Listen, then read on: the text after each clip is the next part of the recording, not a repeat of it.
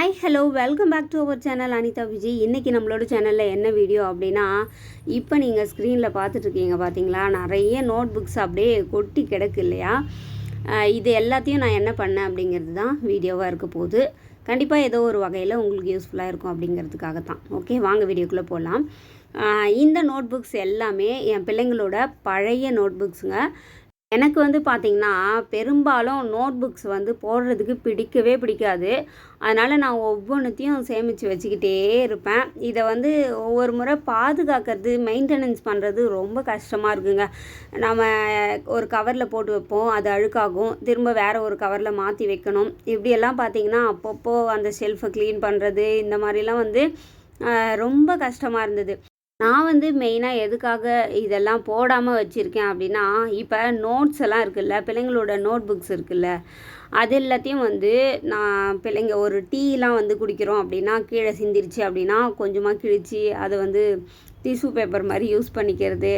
அதுக்கப்புறம் வெஜிடபிள்ஸ்லாம் வந்து கட் பண்ணும்போது கீழே போட்டுட்டு, இப்போ வெண்டைக்காலாம் வெட்டுறோம் அப்படின்னா எனக்கு அப்போது இந்த மாதிரி ஒரு ஷீட் எடுத்து போட்டு அது மேலே வெட்டி போட்டு அந்த மாதிரி வந்து யூஸ் பண்ணிக்குவேன். புக்ஸ் எல்லாம் பார்த்திங்கன்னா, சப்போஸ் நம்ம டியூஷன்லாம் எடுக்கிறோம் அப்படிங்கிற பட்சத்தில், அப்படி இல்லைன்னா பிள்ளைங்களுக்கு கூட இப்போ அவங்க ஒரு ஃபஸ்ட் ஸ்டாண்டர்ட் படிச்சுட்டு இருக்காங்க அப்படின்னா அவங்களுக்கு கண்டிப்பாக யூகேஜியோட புக்ஸ்லேருந்து ஏதாவது ஒரு சில விஷயங்கள் தேவைப்படும். ஸோ அந்த மாதிரி வந்து ஒரு ரெஃபரன்ஸுக்கு இப்படியெல்லாம் வந்து பயன்படும் அப்படிங்கிறதுக்காக நான் வந்து போடாமல் வந்து பாதுகாத்து வச்சுருந்தேன். இப்போவுமே பார்த்திங்கன்னா என்ன செஞ்சேன் அப்படின்னா, இது எல்லாத்தையும் போடணும்னு சொல்லிட்டு லாஸ்ட் இயர் முடிவு பண்ணேன். நம்ம வந்து இந்த செல்ஃபை இன்றைக்கி க்ளீன் பண்ணணும் அப்படின்னு சொல்லிட்டு ஒரு நாள் இறங்கி எல்லா புக்ஸையும் கீழே இறக்கியாச்சு. இறக்கிட்டு நம்ம போட்டுடணும் அப்படின்னு சொல்லிட்டு,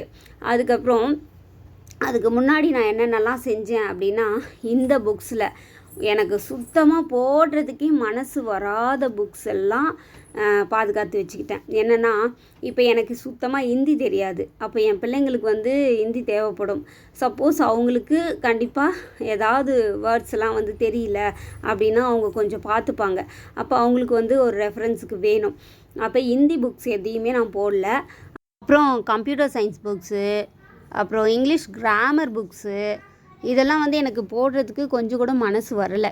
ஏன்னா கண்டிப்பாக இதெல்லாம் ஃப்யூச்சரில் நம்மளுக்கு பயன்படும். அப்புறம் பார்த்திங்கன்னா தமிழோட இலக்கண புத்தகங்கள், இதெல்லாம் நமக்கு கண்டிப்பாக என்னதான் அது ஒரு ஃபஸ்ட் ஸ்டாண்டர்ட் புக்ஸாக இருந்தால் கூட அதில் கண்டிப்பாக ஒரு நல்ல விஷயங்கள் இருக்கும்.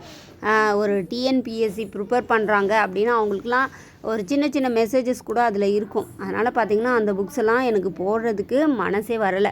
அது எல்லாத்தையும் எடுத்து நல்லா சேஃபாக வச்சுட்டு, அது மட்டும் இல்லாமல் நிறைய பிக்சர்ஸ்லாம் வரும் பாருங்கள். அந்த மாதிரி பிக்சர்ஸ்லாம் அழகழகாக இருக்கும். அதெல்லாம் பார்க்கவே அவ்வளோ சூப்பராக இருக்கும். அந்த மாதிரியான பிக்சர்ஸ் வரக்கூடிய புக்ஸு, அதெல்லாம் அந்த பேஜஸ்லாம் கூட இங்கே பாருங்கள். இப்போது இதில் ஷேப்ஸ்லாம் இருக்கா, இந்த ஷேப்லாம் வந்து நமக்கு கண்டிப்பாக தேவைப்படும். இப்போ ஸ்க்ராப் புக்லலாம் வந்து கட் பண்ணி பேஸ்ட் பண்ண சொல்லுவாங்க. அப்போ அந்த டைம்லலாம் நம்ம இதையே வந்து யூஸ் பண்ணிக்கலாம் ஃப்யூச்சரில். அதனால் பார்த்திங்கன்னா இதெல்லாம் எனக்கு போடுறதுக்கு மனசு வராமல் அதெல்லாம் கிழிச்சிக்கிட்டு, அந்த பிக்சர் வரக்கூடியதுலேயே வந்து அந்த புக்ஸ் ஃபுல்லாக இந்த மாதிரி பிக்சர் வராது. ஒரு சில இடங்களில் தான் இந்த மாதிரி நல்லா அழகாக கொடுத்துருப்பாங்க. அதெல்லாம் நாம் கண்டிப்பாக கட் பண்ணி எடுக்கணும் அப்படின்னு சொல்லிவிட்டு அதெல்லாம் மட்டும் கட் பண்ணி எடுத்து அதை சேஃப்டியாக வச்சாச்சு.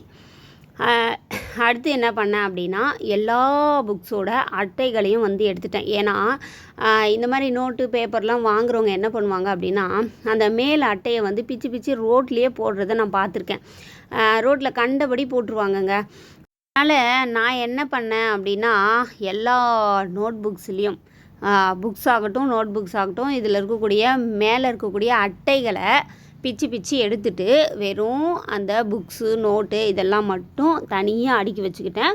அந்த மேல் அட்டைகளை தனியாக வந்து அடுக்கி வச்சுக்கிட்டேன். சப்போஸ் யாராவது ஒருத்தவங்க வாங்கினாங்க அப்படின்னா அவங்களுக்கு வேணால் நம்ம கொடுத்துக்கலாம், அப்படி இல்லைன்னா நாம் யூஸ் பண்ணிக்கலாம். இப்போ வீட்லேயே கூட ஒரு மாம்பழம்லாம் சாப்பிட்றோம் அப்படின்னா நம்ம அந்த அட்டைகளை கீழே வச்சுட்டு மாம்பழத்தை கட் பண்ணி சாப்பிட்டு அதில் போட்டோம் அப்படின்னா நமக்கு கொஞ்சம் எடுத்து டஸ்ட்பினில் போடுறதுக்கு வசதியாக இருக்கும். ஸோ அந்த மாதிரியெல்லாம் நான் வந்து பயன்படுத்திக்குவேன். இந்த மாதிரி எந்த பொருளையுமே வந்து நான் அனாவசியமாக தூக்கி போட மாட்டேன். எல்லாத்தையுமே வந்து ரொம்ப சூப்பராக யூஸ் பண்ணுவேன். ஒரு வழியாக இதெல்லாம் போடுறதுக்கு தயாராக எடுத்து வச்சு ஒரு 3 நாள் கழித்து தான் போட்டோம். மொத்தமாக பார்த்திங்கன்னா 10 கிலோ இருந்தது. 1 கிலோ 8 ரூபா அப்படின்னு சொல்லிட்டு 100 ரூபாய்க்கு வந்து இது எல்லா புக்ஸ் நோட்டையும் போட்டோங்க. அந்த காசை அப்படியே பிள்ளைங்கக்கிட்ட கொடுத்துட்டோம். அவங்க ஸ்நாக்ஸ் வாங்கிட்டு வந்து சாப்பிட்டாங்க. ஏதோ ஒன்று வீட்டில் வந்து இடமும் ஃப்ரீயாச்சு, அவங்களுக்கும் ஒரு நாளுக்கு ஏதோ தேவையான ஸ்நாக்ஸ் வாங்கிக்கிட்டாங்க அப்படின்னு சொல்லிட்டு கொஞ்சம் சந்தோஷமாக இருந்துச்சு. ஓகேங்க, இந்த வீடியோ ஏதோ ஒரு வகையில் உங்களுக்கு யூஸ்ஃபுல்லாக இருக்கும் அப்படின்னு நான் நினைக்கிறேன். உங்கள் வீட்டில் இந்த மாதிரி புத்தகங்கள் இருந்தால் என்ன பண்ணுவீங்க அப்படின்னு சொல்லிட்டு கமெண்டில் சொல்லுங்கள்.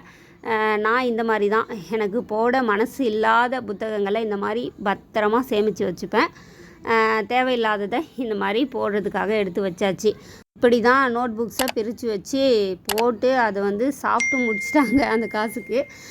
சரிங்க, இந்த மாதிரியான ரெகுலர் வீடியோஸை நம்மளோட சேனலில் நீங்கள் ரெகுலராக பார்க்கணும் அப்படின்னா நம்ம சேனல் அனிதா விஜயா சப்ஸ்கிரைப் பண்ணி வச்சுக்கோங்க. அப்போ தான் நான் போடக்கூடிய இந்த மாதிரியான இன்ட்ரெஸ்டிங்கான வீடியோஸ் உங்களுக்கு நோட்டிஃபிகேஷனில் வரும். நீங்கள் மிஸ் பண்ணாமல் பார்க்கலாம். டாடா.